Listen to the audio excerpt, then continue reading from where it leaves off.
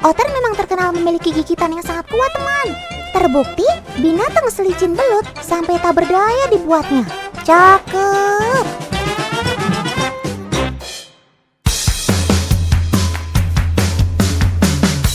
Habis main lumpur, enaknya sih kita berenang nih.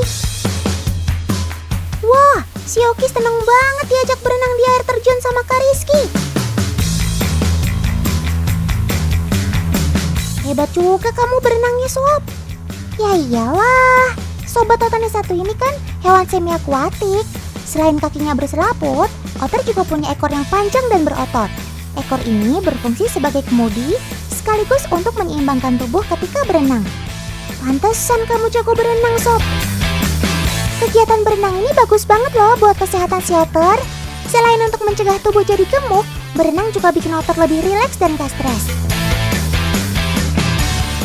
Si Oki gak kedinginan apa ya? Airnya kan dingin. Mana si Oki badannya kurus gitu? Gak punya lemak untuk menghangatkan tubuh. Nanti masuk angin loh, Sob. Tapi tenang aja, teman. Otter kan dikenal sebagai hewan dengan rambut terlebat di dunia. Bisa mencapai 1 juta helai rambut per inci persegi tubuhnya.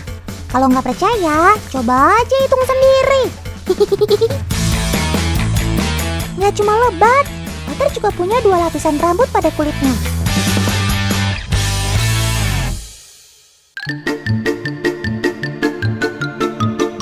Pada lapis pertama, ada rambut bagian luar yang punya tekstur keras dan kaku.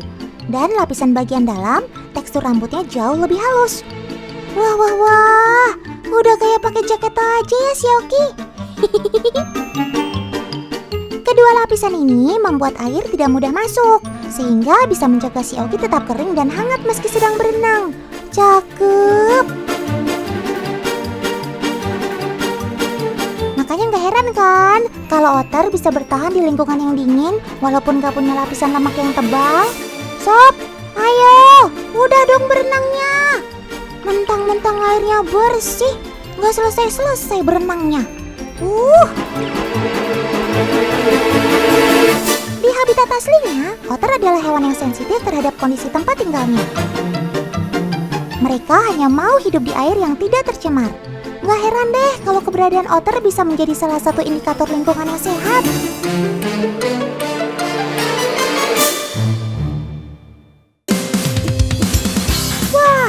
Si Oki senang banget diajak jalan-jalan. Kali ini, Kak Rizky dan Kak Listi mau ajak Oki trekking ke dalam hutan. Sekalian kita camping ya. Oki, jangan jauh-jauh ya. Nanti kamu nyasar loh. Sobat Otan yang satu ini termasuk hewan dengan rasa ingin tahu yang besar. Makanya tuh, si Oki kepo banget sama lingkungan sekitarnya. Lihat deh teman, Kak Rizky gak perlu bawa tali harness ketika ngajak Oki jalan-jalan. Cukup dipanggil namanya, si Oki langsung datang menghampiri. Gak heran sih kalau Oki selalu nempel sama Kak Rizky. Soalnya Kak Rizky sudah pelihara Oki dari umur 1 bulan. Hingga sekarang Oki berumur 1 tahun lebih. Lagi pula, otter termasuk salah satu hewan yang setia loh teman. Rizky, kita bikin tenda di sini aja ya? Boleh. Cocok banget ya. Ini akunya buat kamu aja, saya mau bikin tenda. Aduh, si Oki, bukannya bantuin malah main-main terus sih. Harap maklum ya teman, otter emang paling suka bermain dan bercanda. Apalagi kalau pagi dan sore hari. Aktif banget bun. Itu karena ia tergolong hewan krepuskular, yaitu hewan yang aktif di pagi dan sore hari. Nah, udah jadi tandanya. Sob, jangan main terus sama Kak Listi. Ayo temenin Kak Rizky cari kayu bakar. Cari kayu bakar, ayo. Ki, hei. Ayo Ki. Nah gitu ayo, dong Sob. Cakep.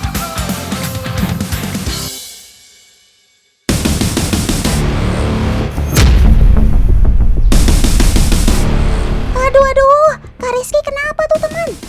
Kak Rizky. Wah, kok diem aja? Jangan-jangan Kak Rizky-nya pingsan. Wah, tolong. Aduh, mana si Oki ikutan panik lagi. Duh, Tenang dong Ki, cup ya, jangan sedih. Nah itu Kak Rizky udah bangun. Syukurlah Kak, Oki sampai khawatir banget loh. Ki, makasih ya udah ngebangunin saya. Di habitat aslinya, otter hidup secara berkelompok teman. Makanya ia punya sifat sosial dan setia kawan yang tinggi. Biasanya, otter liar yang sudah didomestikasi alias dijinakkan akan sangat bergantung dengan pemiliknya. Si Oki inilah contohnya. Malah sekarang sampai manja banget ke Kak Rizky. Udah kayak anak kecil ya.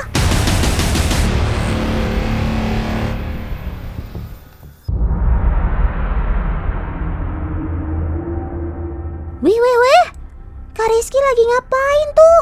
Kok sampai lompat-lompatan gitu? Jangan-jangan si Oki tenggelam. Aduh sob, kasihan banget kamu.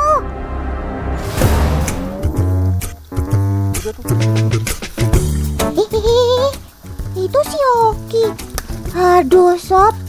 Oh ternyata Kak Rizky lagi memandu Oki untuk berburu lele teman. Sobat Otan ini suka sekali menyusuri sungai untuk mencari makan teman. Bisa dengan berenang atau bahkan menyelam. Cuma umumnya, otter lebih menyukai berburu di perairan dangkal seperti ini. Sebagai hewan karnivora, otter suka banget memangsa hewan air. Mulai dari ikan, kerang, kepiting, sampai kodok juga suka. Nah itu lelenya. Ayo sob, yang gercep dong, alias gerak cepat.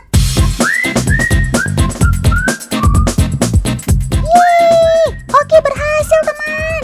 Asik, makan siangnya pakai lele nih. Otter termasuk binatang yang rakus loh. Dalam sehari, ia bisa menghabiskan 11 kg makanan atau setara dengan 25% berat tubuhnya. Wah, banyak banget sih sob makannya. Tapi wajar juga sih, wong si Oki nggak bisa diem kayak gitu. Jadi gampang lapar teman.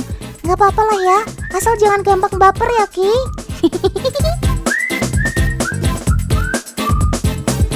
Seperti yang Otan bilang tadi, kalau otter juga suka makan kepiting atau kerang. Iya betul, keduanya punya cangkang yang keras. Kalisti aja kesulitan buka kerangnya. Kok kamu bisa sih sob? Yuk Ki, buktikan ke teman-teman di rumah. Kamu pasti bisa.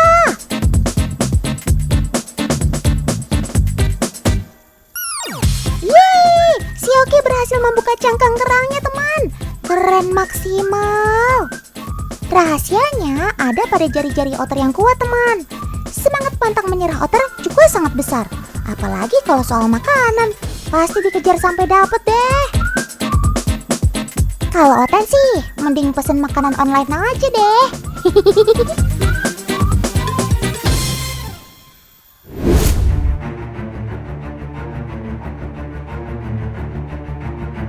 Satu lagi sifat otter yang perlu teman-teman tahu, keberaniannya itu. Bahkan otter tidak segan menghadapi musuh yang lebih besar. Kalian yakin? Badan kalian kan kecil-kecil. Sekali kena gigit buaya, bisa gawat nanti.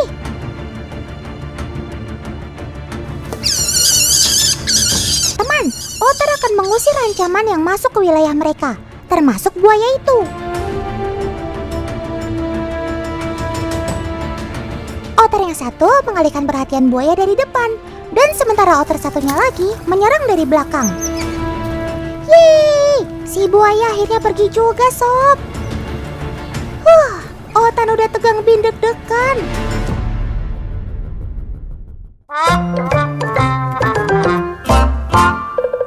Kak Rizky dan Kalisti mana lagi bakar ikan. Perut Otan kok jadi keroncongan ya?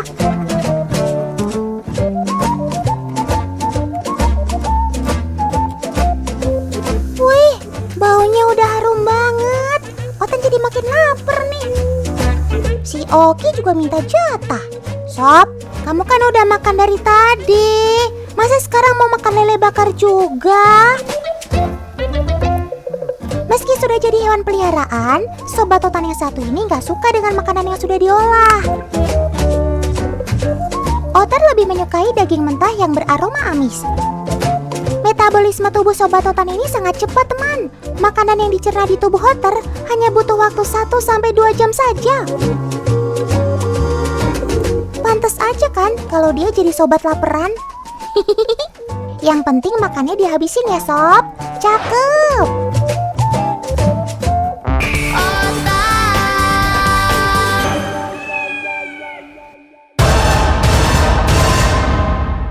Waduh, ada ular di kamar mandi nih. Lontong, tolong. Bayangkan kalau teman-teman lagi di kamar mandi, terus tiba-tiba ada makhluk asing, maksud Otan ada ular nongol, teriaknya pasti bisa kedengeran satu RT. Hush, ayo pergi sana, Sob.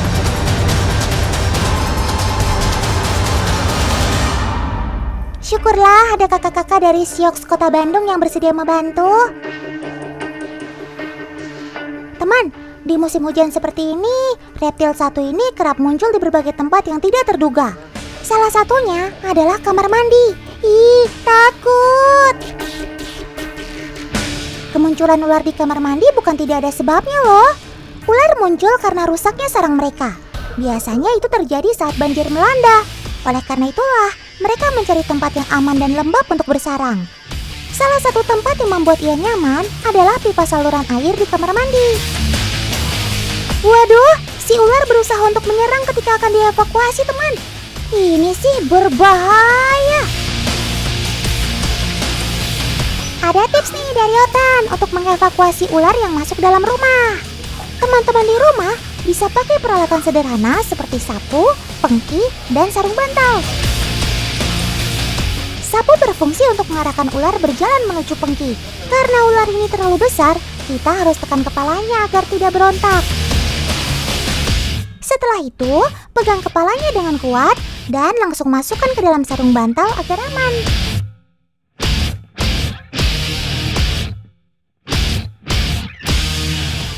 Syukurlah semua baik-baik saja dan tidak ada yang terluka. Terima kasih, Kak. Cakep.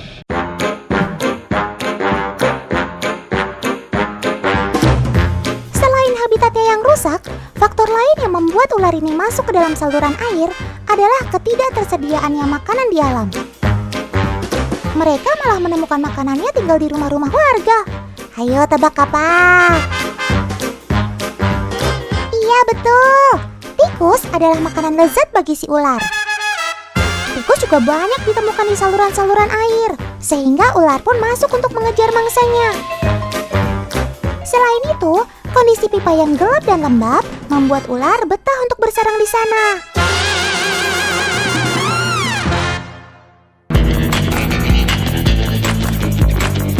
Tapi memangnya bisa ya ular masuk ke dalam pipa saluran air? Kan sempit dan berbelok-belok. Jawabannya bisa. Kalian mau lihat? Oke, kalau begitu, Otan akan uji pada media labirin ini. Ibarat saluran air, labirin ini kita beri tikus sebagai umpan bagi si ular. Sudah siap anak lanang? Lanang sapi maksud Otan. Lihat, tubuhnya begitu elastis. Ia dapat dengan mudah berbelok walau dalam ruang yang sempit. Keberadaan tikus pun sudah mulai terdeteksi oleh si lanang sapi ini, teman.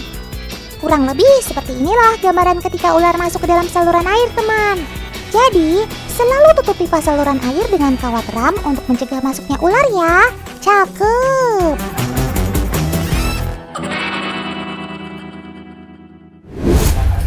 Kang, Teh, makasih ya. Sama-sama, Teh. Oh iya, kemarin anak-anak udah lihat ada ular di pohon depan sana. Ternyata masalah belum selesai. Masih ada lagi ular yang harus kita evakuasi nih. Semangat kakak-kakak. Ingat, keselamatanlah yang utama. Menurut laporan, ular berada di pohon ini, teman. Tapi kalian ada yang lihat nggak sih di mana keberadaan ularnya? Kok Otan pusing ya nyariinnya dari tadi?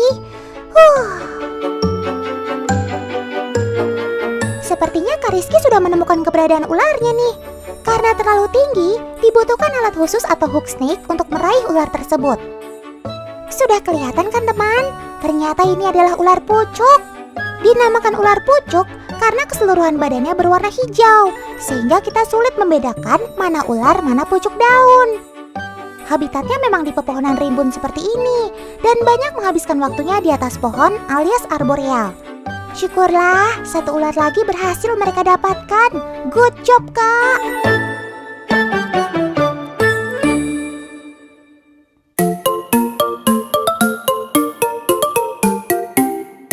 Sebenarnya ular pucuk ini tidak berbahaya bagi manusia, teman. Malah sobat hijau ini menjadi salah satu peliharaan primadona bagi pecinta reptil loh. Oh iya, walau memiliki bisa, tetapi kadarnya sangat kecil dan rendah. Orang yang terkena gigitan ular pucuk akan merasa gatal-gatal. Meski tidak mematikan, tetap saja teman-teman harus berhati-hati. Dan jangan anggap remeh sobat otan ini ya. Tertangkapnya dua ular di tempat berbeda membuat kakak-kakak dari Sioux langsung menyisir tempat lain, teman. Dikhawatirkan ada ular jenis lain yang berbahaya dan masih bersarang di daerah pemukiman. Bagian pertama yang dicek adalah taman yang memiliki semak belukar. Biasanya ular senang bersarang di semak-semak begini. Kang, ada kulit ular. Oh iya. Nih, ini bisa jadi satu jejak bahwa di sini itu banyak ular. Iya, Kang.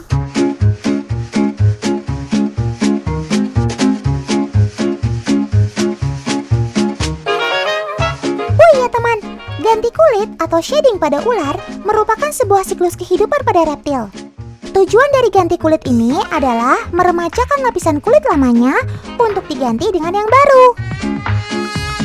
Umumnya, siklus shading pada ular berlangsung sekitar 1 minggu. Cakep dong nih, dapat kulit baru. Jadi glowing deh.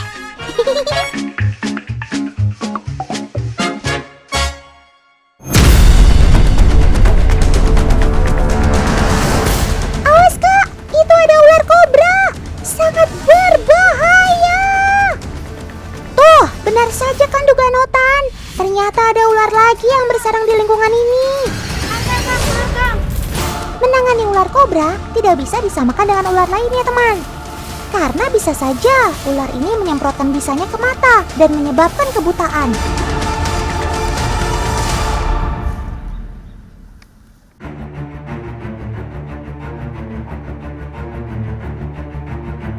Ini merupakan salah satu tempat yang disukai oleh ular, teman. Lokasinya hangat, lembab, dan minim cahaya. Apalagi sarang ini berdekatan dengan ternak ayam milik warga yang menjadi makanan utama si ular. Nah teman, rajin-rajin ya membersihkan rumah supaya bebas tikus, bebas lembab. Dijamin ular nggak akan mendekat ke rumah teman-teman deh. Cakep. Seru banget ya episode Otan kali ini. Tapi sayang sekali nih, waktulah yang harus memisahkan kita. Tetap sayangi hewan dan habitatnya ya teman, agar mereka tetap lestari dan tidak punah.